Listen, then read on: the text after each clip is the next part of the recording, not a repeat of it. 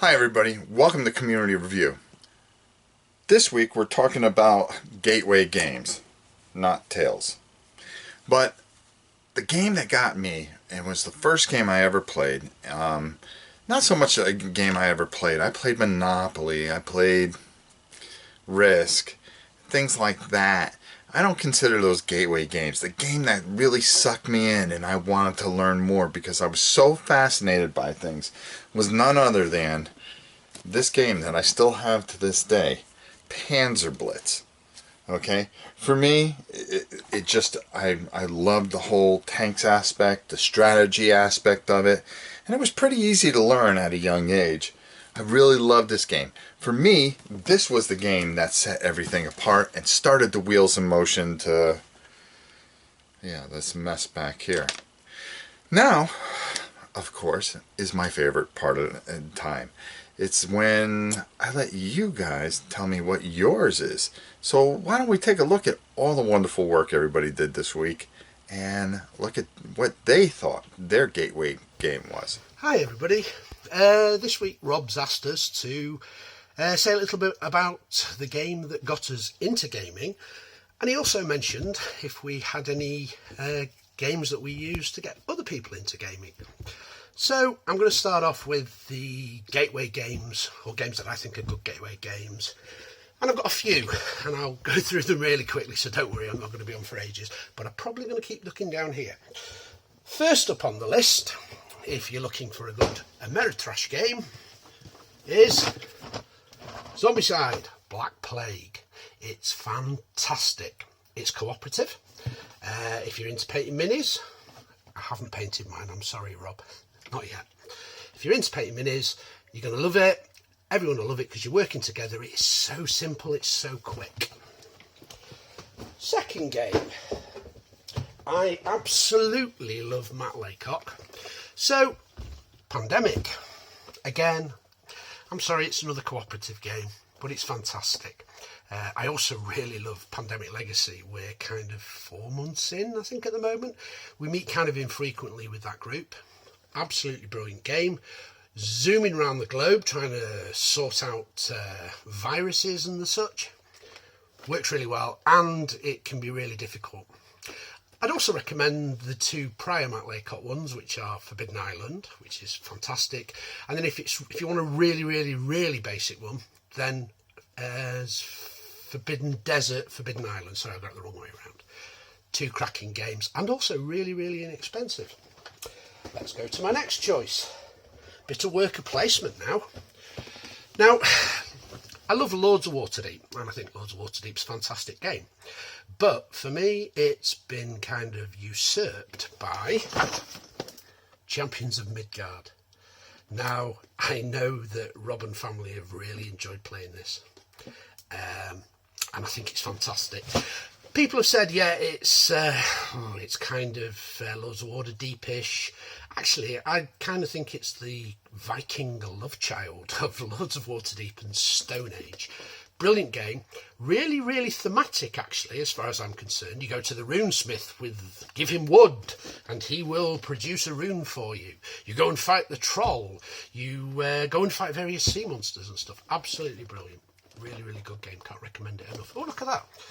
Yeah, I think that's a Dice Tower seal of excellence. So I can't be far off the mark with that. Okay, now the final game that I'm going to suggest is a game that came out, I think it's 2014, 2015. I'm not sure exactly on the date. And it's written by, and I'm going to get his name wrong, so I apologise now, Klaus Tuber. And you're probably thinking to yourself, oh, it's Catan, because that's the game that he's famous for. But no, this game is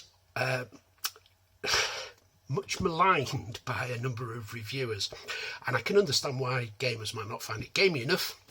But for me, if you want to attract somebody to play a game that looks interesting and is also really simple, Northwind. And I've even got to show you, and this is where it's all going to go terribly wrong. Oops, there we go. There's one of the ships, which unfortunately I've just completely collapsed. Let's see if we can get the sail back up on it. Oh, my hands are shaking a bit.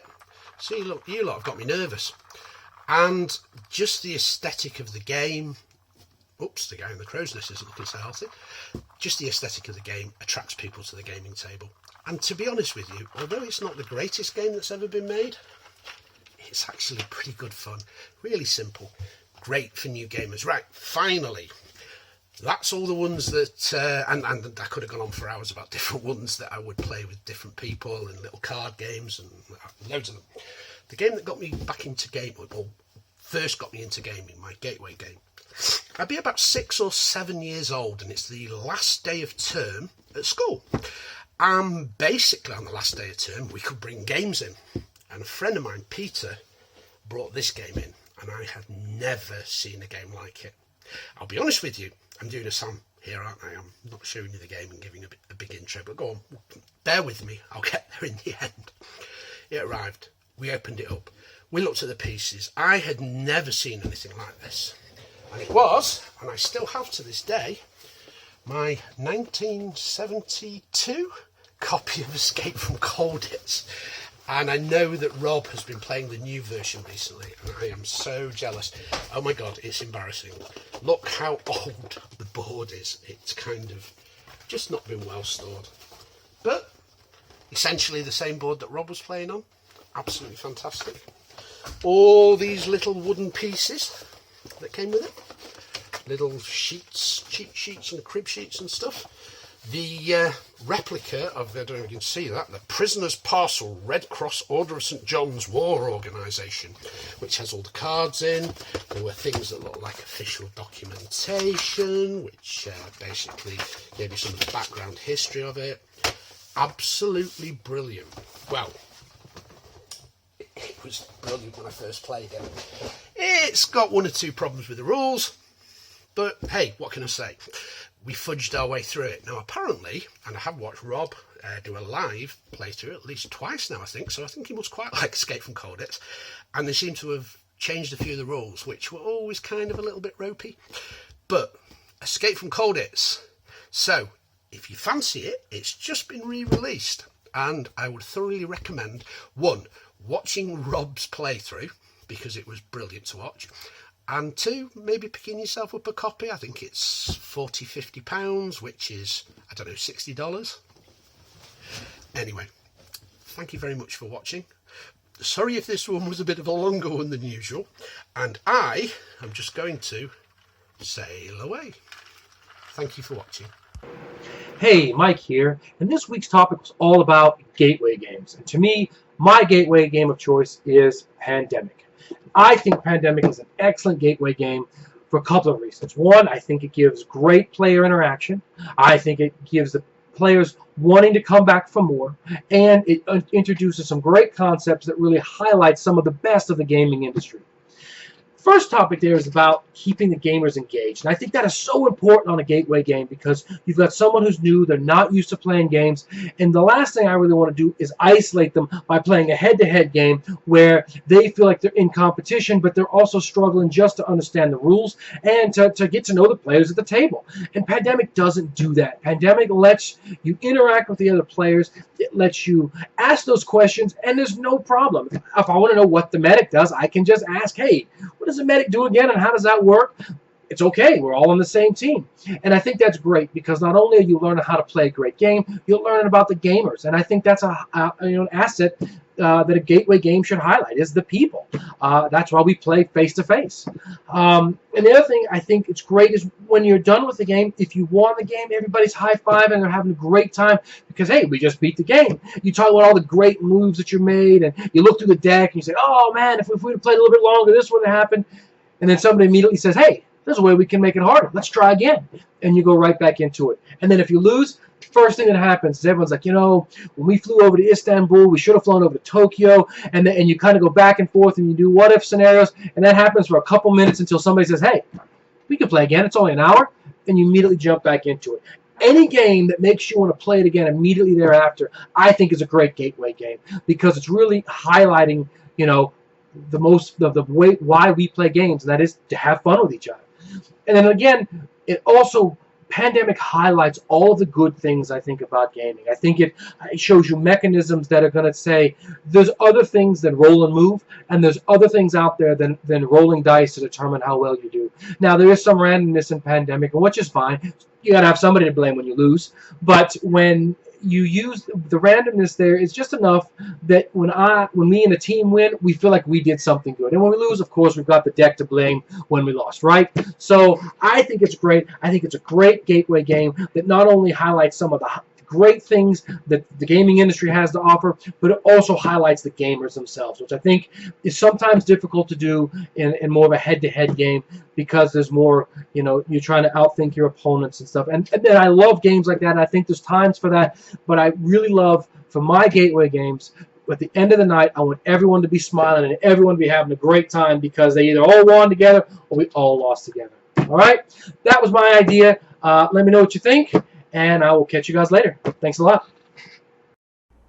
Hi guys, and welcome to another community review. As you can see, I've escaped Rob's trap. I'm back in my house and able to talk about this week's subject. Now, this week we're doing gateway games, and specifically, I want to do the gateway games that I use for non-gamers. I've had the benefit of playing a lot with people who do not play board games over the years, and so I've come up with several games that I use with those people in order to get them to play a game with me.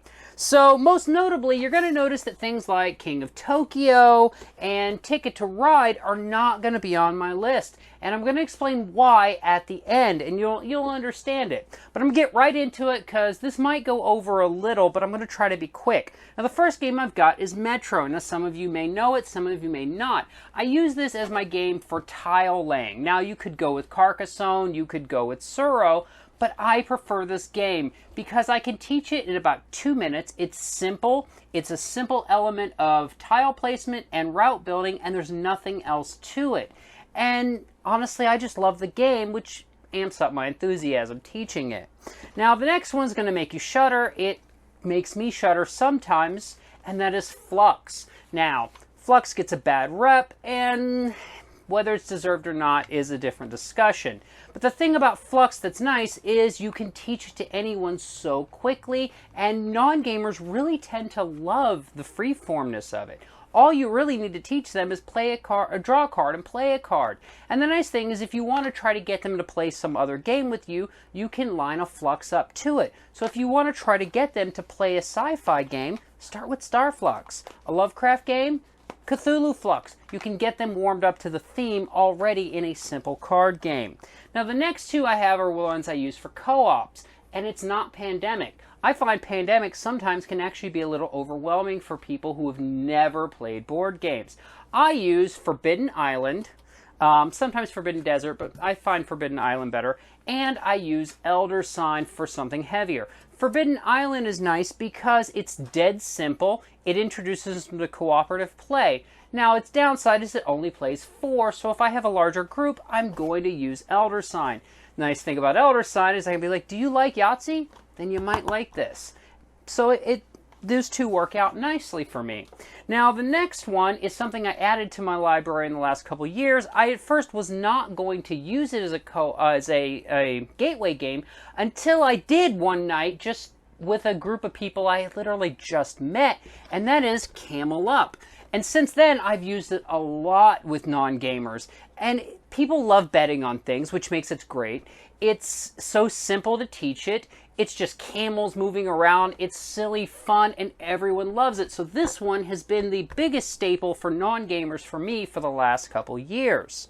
Now, the next two I have are actually my small games that I can carry with me. I'll use them in a coffee shops, things like that. And the first one is Dead Man's Draw. Dead Man's Draw is great because it teaches a push your luck mechanism, but it also was an app before it was a board game, so there's a chance they may have already played it.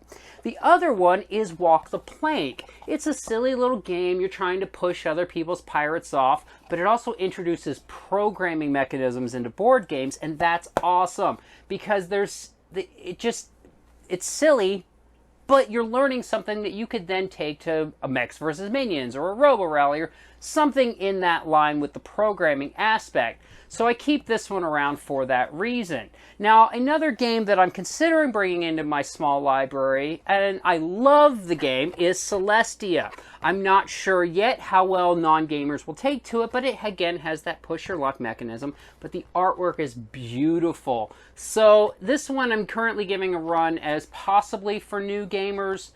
We'll see how it goes. It'll go into my small or mid-range. Now for dexterity games, I always pull out Click Clack Lumberjack. Some of you know it as TikTok Woodman. Now it's simple. All you're doing is hammering a tree, trying to knock some bark off. Don't collapse the tree.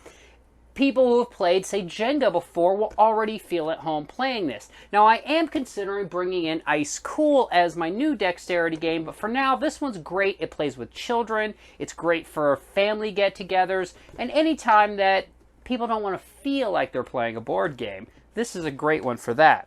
The last one I have is the one I use to introduce people to miniatures gaming, and it's a bit heavy, but I have found that people don't mind that. In fact, I have played this game more with non-board gamers or people who have never played board games before than I have with actual gamers, and that is Zombicide. Now, it seems like this should be too much, but it's not. It's dead simple mechanics, and people love seeing the zombies on the board. They like that camaraderie. They get talking at the table. It plays a decent amount of people, and once I show them this and the overwhelming but the simple nature of it, it's easy to move them into something like Descent or Mansions of Madness and they not feel overwhelmed. So those are the main games that I use. Now, I don't use the games that brought me in the hobby, most notably something like Puerto Rico or even Advanced Civilization, that is still probably my favorite game of all time, or even Cosmic Encounter. I will say Puerto Rico is probably the game that brought me more into modern games than any other game. I've played it more than any, and I still do play it a lot, to be honest. Now, I will say Arkham Horror is the one that brought me into thematic gaming, and I still play it a lot. Now, I said earlier that I didn't want something like Ticket to Ride in my things. And here's the reason. For me, a gateway game needs to be simple. It needs to be easy to teach. It needs to fit your audience, but also the person teaching it, in this case me, needs to be enthusiastic about teaching it because that enthusiasm will infect the table. And I just can't get excited teaching to Ticket to Ride because I don't care for it that much. I don't mind playing it, but I don't feel like it works for me as a gateway game. So I hope everyone's enjoyed my little tour. I look forward to seeing what other people use as their gateway games to bring people into the hobby or maybe get family members to play with them, and also what game got you into modern gaming. So I look forward to seeing you guys next time. Until then, take care and take a look at this. Hey, you. Wanna play a game?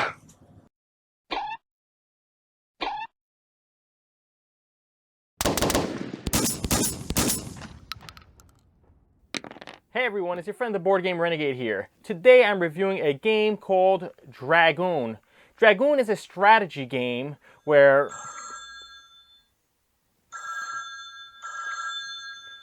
Hello?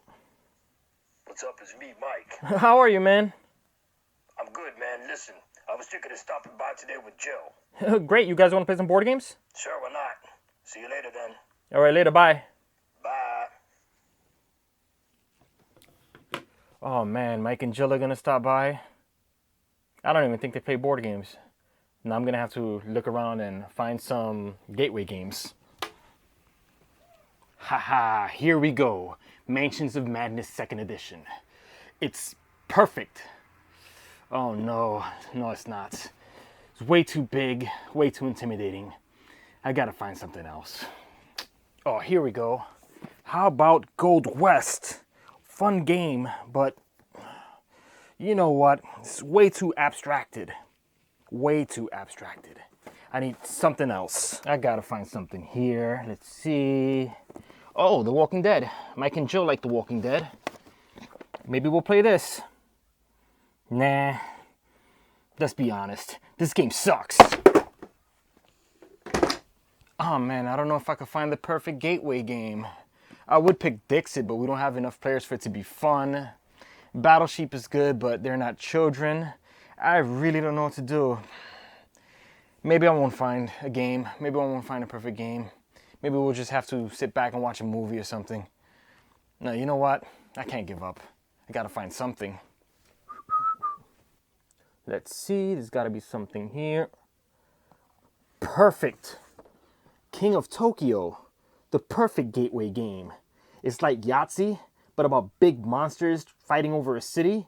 Nice components, easy to teach, supports 2 to 6 players. This is the perfect gateway game to get to the table tonight. Perfect.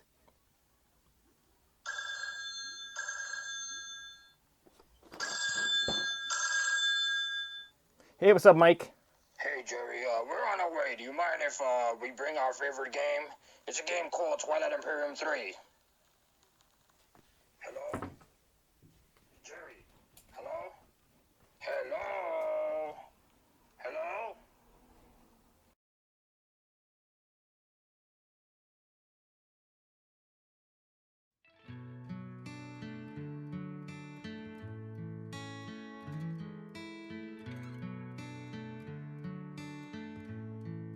Dear Princess,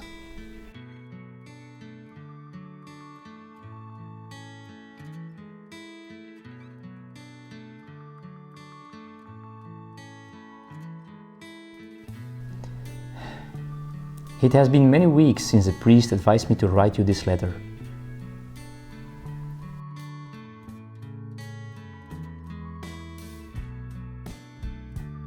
I had to do a lot of effort to get it to you. It was not an easy job to get past the guards.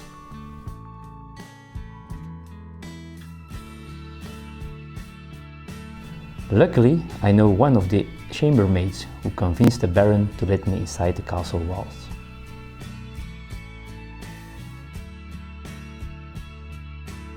But things only got harder after that. The Duchess, who was very jealous about the attention I was giving you, got word of this letter, which I managed to give to your brother, the prince. She told your father, the king, about the letter. He tried to stop your brother from giving you the letter I wrote. He succeeded.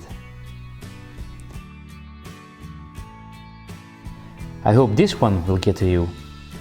All I want to do is tell you how much I love you and how great Love Letter is as a gateway game.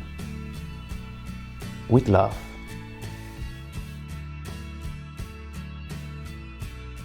Kurt, aka the Vitruvian Gamer.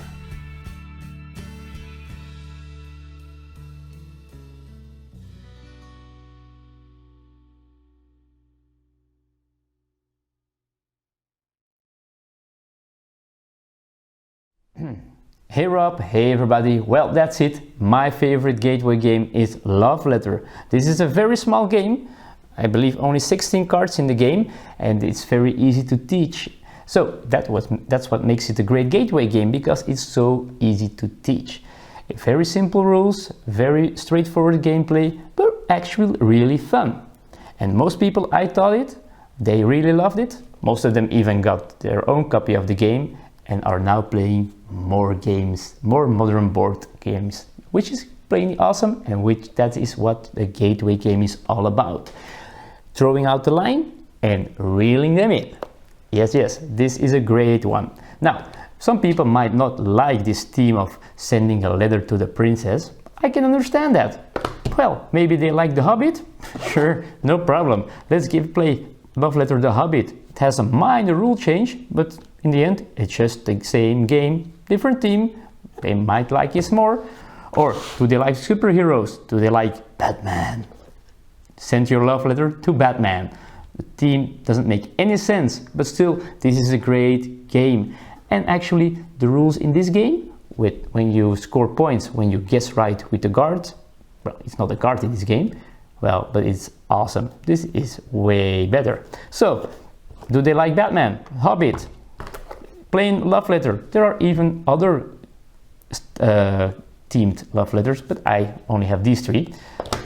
Anyway, this is what makes Love Letter my #1 gateway game. Now, I like many other games as a gateway. In fact, I just did a top 10 gateway games a few weeks ago. So if you want to know which other 9 games I advise as a gateway game, go check out the channel and watch the video if you want.